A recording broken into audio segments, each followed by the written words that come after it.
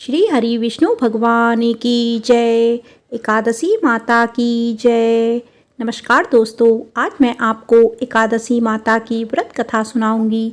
अगर आपको यह कथा अच्छी लगे तो वीडियो को लाइक, सब्सक्राइब और शेयर जरूर कीजिएगा। प्रेम से बोलो विष्णु भगवान की जय। आइए अब सुनते हैं एकादशी माता की कथा। एक बार एक राज्य में एक राजा रहा करता था। राजा बहुत ही बुद्धिमान और बलशाली था। राजा सदैव अपनी प्रजा का बहुत अच्छे से ध्यान रखता था। प्रजा भी अपने राजा को बहुत पसंद करती थी। राजा की दो बेटियां थीं। राजा अपनी दोनों बेटियों से बहुत प्रेम करता था। राजा की छोटी बेटी देखने में बहुत सुंदर और आकर्षण थी और राजा की बड़ी बेटी छोटी बेटी के मुकाबले थोड़ा कम सुंदर थी।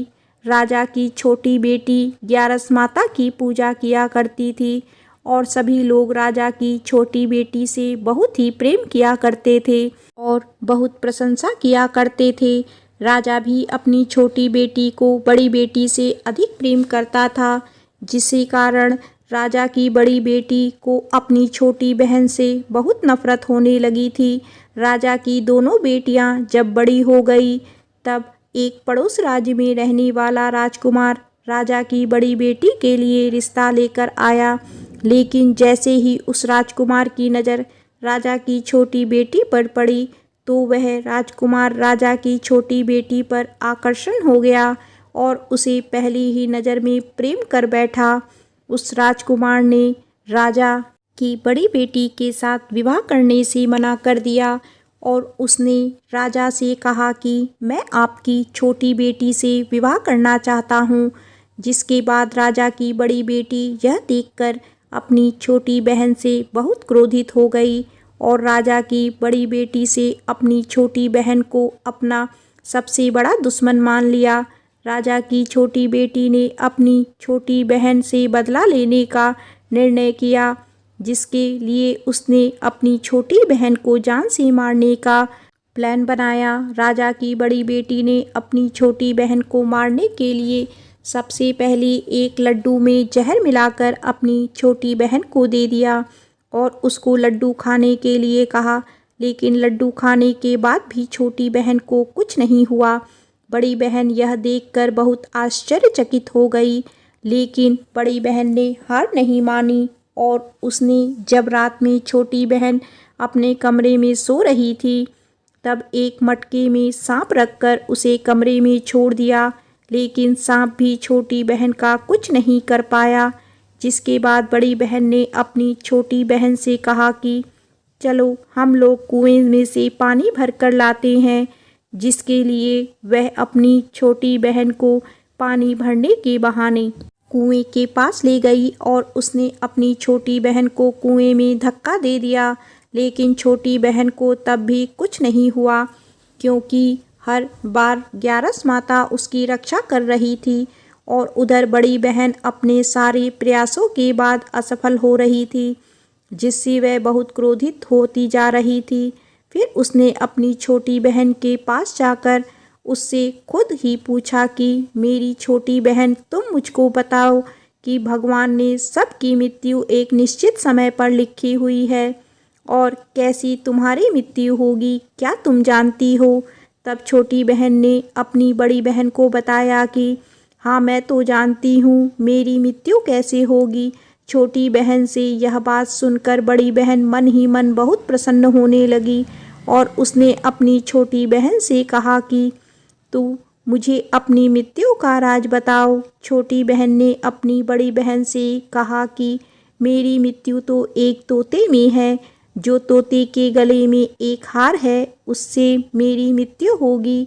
जब तक कोई भी व्यक्ति तोते को मारकर वह हार अपने गले में पहनेगा तो मैं मूर्छित हो जाऊंगी और जैसे ही उस हार को अपने गले से उतारेगा तो मैं वापस ही जीवित हो जाऊंगी। अपनी छोटी बहन की मृत्यु का राज जानकर बड़ी बहन बहुत खुश हो गई और उसने अपनी छोटी बहन को मारने के लिए उसके पालतू तोते को ढूंढना शुरू कर दिया और छोटी बहन को इस बात का आभास हो गया था कि कोई उसकी जान लेना चाहता है, जिसके लिए वह अपने पिताजी के पास गई और उसने अपने पिताजी से कहा कि पिताजी, मेरी मृत्यु के बाद आप मुझे जलाइएगा मत, बल्कि आप मुझे अपनी पुरानी वाली हवेली में एक पलंग पर लिटाकर छोड़ दीजिएगा।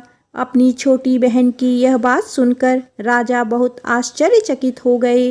राजा ने अपनी छोटी बहन बेटी से पूछा कि बेटी, तुम ये क्या कह रही हो? जब राजा की छोटी बेटी ने बताया, पिताजी, समय किसी के लिए नहीं रुकता है, कब क्या हो जाए किसी को कुछ पता नहीं है।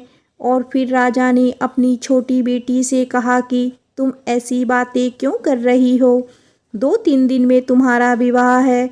लेकिन छोटी बेटी ने अपने पिताजी को ऐसा करने पर मजबूर कर दिया और उनसे वचन ले लिया। राजा ने भी अपनी छोटी बेटी की बात स्वीकार कर ली और 2-3 दिनों के बाद जब शादी का समय आया, तब राजकुमार बारात लेकर राजा के घर आया। राजकुमार और राजा की छोटी बेटी का विवाह शुरू हो गया। जैसे ही राजा की छोटी बेटी राजकुमार के साथ फेरे लेना शुरू करती है, तो उसकी बड़ी बहन अपनी छोटी बहन के कमरे में जाकर उसके तोते को पकड़ लेती है और उसको जान से मार देती है। तोते के गले में जो हार था, उसको अपने गले में धारण कर लेती है। जैसे ही बड़ी बहन उस हार को अपने गले में धारण करती है, तो उधर छोटी बहन 3.5 ही फेरे ले पाती है और वहीं पर बेहोश होकर गिर जाती है। इसके बाद राजा ने बड़े बड़े दर्द हकीमों को बुलवाया और अपनी छोटी बेटी का इलाज करने के लिए कहा। राजा की बात सुनकर वैद्य ने छोटी बेटी को जब जांच की, तो राजा ने बताया कि आपकी छोटी बेटी ना तो जीवित है, ना ही मरी हुई है। यह मैं ऐसा पहली बार देख रहा हूँ। राजा ने वैद्य और हकीम को यह बात बाहर बताने से मना कर दिया और उनको कहा कि अगर तुमने यह बात किसी को बाहर बताई, तो हम तुम्हें फांसी दे देंगे। राजा ने अपनी छोटी बेटी को पुराने महल में जाकर एक पलंग में लिटा दिया और वहाँ पर कुछ सैनिक को तैनात कर दिया। वापस अपने महल आ गया। राजा की बड़ी बेटी अपने पिताजी के पास आई और कहने लगी कि पिताजी, अगर यह शादी संपन्न नहीं हुई तो आपकी इज्जत का क्या होगा? आप कहें तो मैं आपकी इज्जत बचाने के लिए राजकुमार से शादी करने के लिए तैयार हूँ। जिसके बाद राजा ने अपनी बड़ी बेटी की बात मान ली और राजा ने बड़ी बेटी को छोटी बेटी के कपड़े पहनाकर मंडप पर भेज दिया।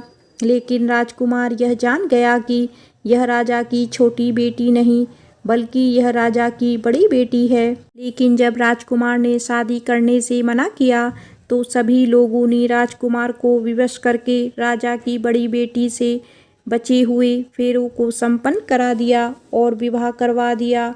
इसके बाद राजकुमार राजा की बड़ी बेटी को अपने महल ले गया।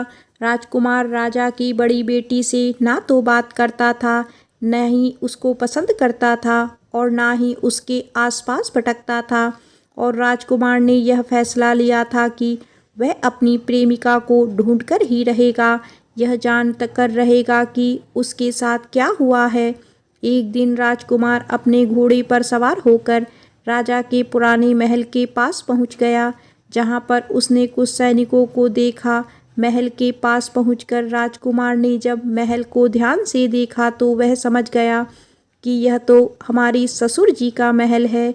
तब राजकुमार ने सैनिकों से पूछा, तुम यहाँ क्या कर रहे हो और इस महल के अंदर उस पलंग पर कौन लेटा है?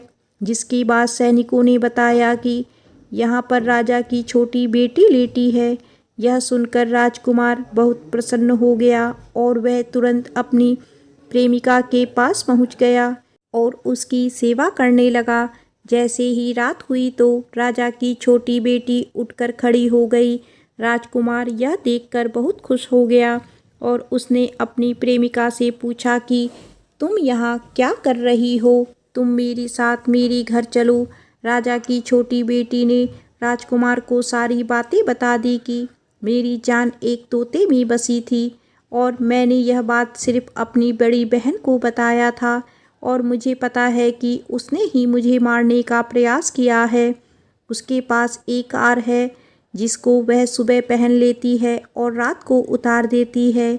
जब तक वह हार उसको गले में रहेगा तब तक मैं मूर्छित रहूँगी और जैसे ही वह हार उतार देगी तो मैं जीवित हो जाऊँगी। और जब तक मेरी बड़ी बहन के पास वह हार है तब तक मैं ऐसे ही जीवित और मूर्छित होती रहूँगी। अगर मेरी बड़ी बहन के पास जो हार वह मेरे हाथ में लग जाए तो मैं हमेशा के लिए जीवित हो जाऊँगी। राजकुमार यह बात सुनकर राजा की छोटी बेटी के साथ रहने का निर्णय ले लिया और उसने अपने बचे हुए सारे फेरे उस पलंग पर लेटी राजकुमारी की छोटी बेटी के साथ ले लिए और अपना विवाह पूर्ण कर लिया और वहीं पर रहने लगा। देखते ही देखते कुछ समय में राजा की छोटी बेटी और राजकुमार की पत्नी पेट से हो गई। एक दिन राजकुमार को किसी काम से बाहर जाना पड़ा। छोटी बहन के पेट में बहुत तेज से दर्द होने लगा। इसके बाद उसने ग्यारस माता का आवाहन किया, जिसके बाद वहां पर ग्यारस माता प्रकट हुई और उन्होंने अपनी भक्तों के दर्द को दूर किया और एक पुत्र की प्राप्ति करवाई। और वहीं पर अचानक से राजकुमार भी आ गया। राजकुमार ने ग्यारस माता को देखा तो वह भी आश्चर्यचकित हो गया और उसने तुरंत माता को प्रणाम किया और ग्यारस माता ने राजकुमार से कहा कि जब तुम्हारा पुत्र 5 वर्ष का हो जाए तो तुम अपनी पत्नी का हार लाकर उसके गले में डाल देना। और देखते ही देखते राजकुमार और राजा की छोटी बेटी का पुत्र 5 वर्ष का हो गया। राजकुमार अपने बेटे से कहता है कि बेटा, मैं कुछ काम से बाहर जा रहा हूँ, तुम अपनी माता का ध्यान रखना। और वो वहाँ से चला जाता है। राजा को बाहर निकलता देख बड़ी रानी के सैनिक देख लेते हैं और बड़ी बहन को जाकर सारी बातें बता देते हैं। जिसके बाद बड़ी बहन अपनी छोटी बहन के पुत्र को वहाँ से उठा लेती है और उसको मरवा देती है। छोटी बेटी के पुत्र के 2 टुकड़े करवा देती है। पहला टुकड़ा चक्की के पास छुपा देती है और दूसरा टुकड़ा अपने पलंग के नीचे रख देती है। अब ग्यारस माता भिखारी का रूप लेकर आती है। एक भिखारी का रूप रखकर बड़ी बहन के पास चली जाती हैं, जिसके बाद वहाँ पर भिक्षा मांगने लगती हैं। बड़ी बहन अपने नौकरों से कहती है कि जाकर भिक्षा दे दो, लेकिन जैसे ही नौकर ग्यारस माता को भिक्षा देने के लिए आते हैं तो माता उन्हें मना कर देती है और कहती है कि मैं तुम्हारी महारानी से ही भिक्षा लूँगी। जिसके बाद बड़ी बहन स्वयं ही भिक्षा देने के लिए माता के पास आती है।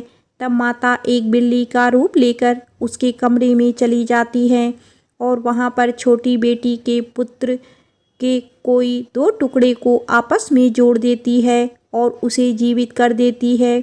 उसे वहाँ से ले जाती है। राजकुमार अपने बेटे को लेकर अपनी पत्नी के पास जाता है और उससे कहता है कि तुम इसका ध्यान रखना। अगर तुम इस बच्चे का अच्छे से ध्यान रखोगी तो मैं तुमसे बात करूँगा। एक दिन राजकुमार अपने बच्चे से कहता है कि तुम अपनी माँ से उनके गले का हार मांग लेना। जिसके बाद राजकुमार का लड़का अपनी माँ के पास जाता है और कहता है कि माँ, मुझे तुम्हारा हार चाहिए जो तुमने गले में पहन रखा है। यह सुनकर पहले तो बड़ी बहन बहुत क्रोधित होती है, पर उसको यह याद आता है कि राजकुमार ने कहा था कि अगर मैं इस बच्चे का ध्यान अच्छे से रखूँगी तो वह मुझसे बात करेंगे, जिसके कारण वह हार उस बच्चे को दे देती है। और तभी राजकुमार अपने बेटे को लेकर वहाँ से जाने लगता है और अपनी पत्नी से कहता है कि तुम हमारे लिए खाना बना कर रखना, मैं शाम को आकर तुम्हारे साथ खाना खाऊंगा। वह अपने बेटे को वहाँ से लेकर चला जाता है। जिसके बाद वह राजा के पास जाता है और उनको सारी बातें बता देता है। राजा अपनी बड़ी बेटी की यह करतूत सुनकर बहुत क्रोधित होती है और अपने परवरिश पर भी दोष देने लगते हैं और राजकुमार को अपनी छोटी बेटी के साथ रहने के लिए आदेश देते हैं। एक बार प्रेम से बोलिए एकादशी माता की जय।